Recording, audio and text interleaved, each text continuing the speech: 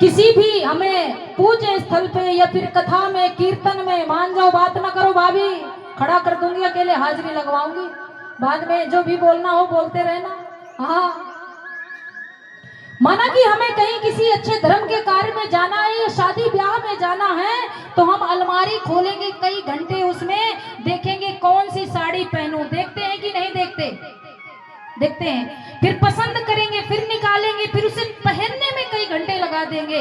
उसी मैच की चूड़ी बिंदी फलाना ढिकाना दुनिया भर का श्रृंगार करेंगे ना। और बाहर निकलेंगे, कोई हमारी पड़ोसन बाहर आई, ए बोबो मेरी साड़ी कैसी लग रही है। अब पड़ोसन ने कह दिया साड़ी तो तेरी ठीक है लेकिन कलर बढ़िया नहीं है, तो शब्द समझना कि तो हम उसे चेंज करेंगे। कि अगर पहन करके गए, समय नहीं है उसको बदलने का, तो पूरा दिन दिमाग यही घूमेगा, कलर अच्छा नहीं है, कलर अच्छा नहीं है।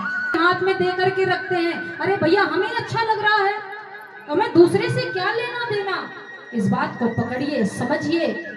आपको मंदिर में आना, आपको सेवा करना, आपको घर में भजन करना अच्छा लगता है, तो किसी के कहने से इसे बंद मत करो।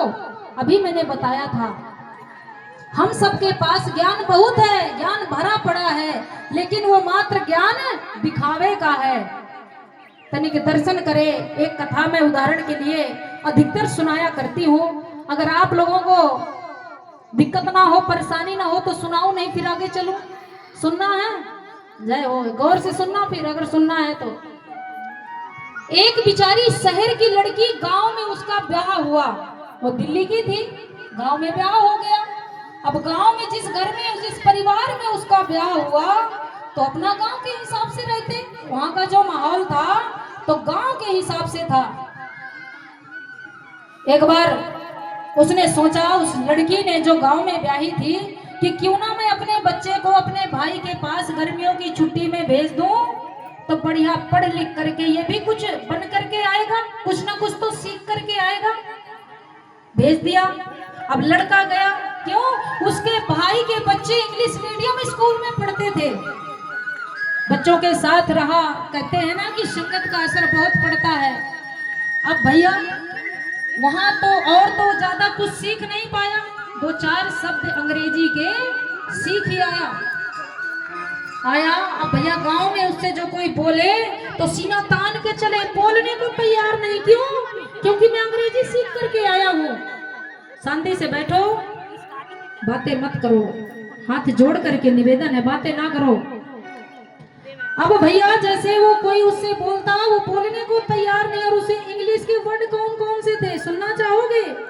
पहला शब्द था उसका यस, यस माने हाँ होता है ना, दूसरा वेरी गुड।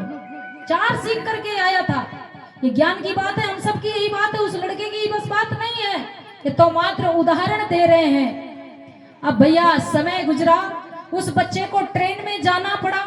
ट्रेन में बैठा जा रहा था, बिल्कुल एकदम एटीट्यूड में, पैर के ऊपर पैर रख के, क्योंकि जैसे हमारे आचरण होते हैं ना वो बाहर दिखाई दे जाते हैं। हमारे रहन सहन से, हमारे चलने से, हमारे बोलने से, हमारे बैठने से, हमारे उठने से। हमारे बड़े सामने बैठे हो, हम पैर फैला करके उन्हीं की तरफ बैठ गए, हमसे बड़ा मूर्ख नहीं है कोई, ये मूर्खता दिखाता है। तो रहन सहन का बड़ा प्रभाव बैठा है एटीट्यूड में। एक भाई का वहां पर एक सूटकेस चोरी हो गया। जब सूटकेस, माना कि किसी का सामान चोरी हो तो बेचारा परेशान होगा ही। वो ढूंढता ढूंढता उसी डिब्बे में आया, उसी सीट में आया जहां वो महान भाव बैठा हुआ था। आकर के बोला, भैया मेरा सूटकेस देखा है किसी ने? कोई नहीं बोला, लेकिन उसने सोचा मैं तो ट्रेन में हूँ, मैं तो इंग्लिश मीडियम हूँ। हाँ, उसने कहा यस, पहला शब्द था ना, तो बड़ा खुश हुआ। बोले भैया अगर देखा है तो मेरा सूटकेस दे दो। तो दूसरा शब्द क्या था उसका? No no. बोले अजीब आदमी है भैया, एक तो मेरा सूटकेस लिए है और मैं मांग रहा हूँ ते मने कर रहा है। उसने उठाया और 4-5 रहपट उसके जड़े। तो तीसरा शब्द उसका क्या था? Thank you. जैसे थैंक यू बोले बोले तो पगला ही दिख रहा है। तो ट्रेन चल रही थी लेकिन मंदी थी, तो ट्रेन से उसे धक्का दे दिया।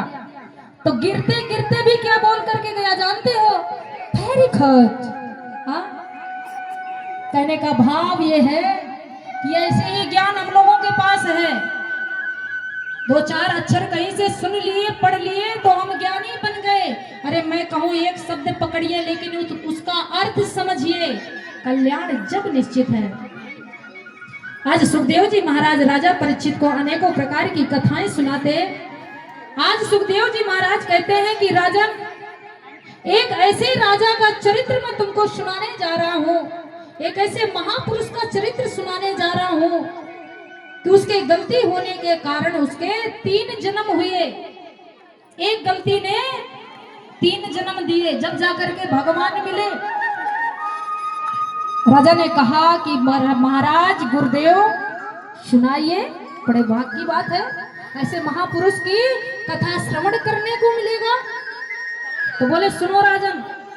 क्या नाम था राजा का? ऋषभदेव।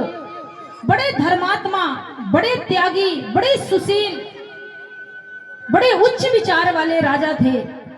अब उन ऋषभदेव महाराज के कितनी संतानें थी, कितने पुत्र थे?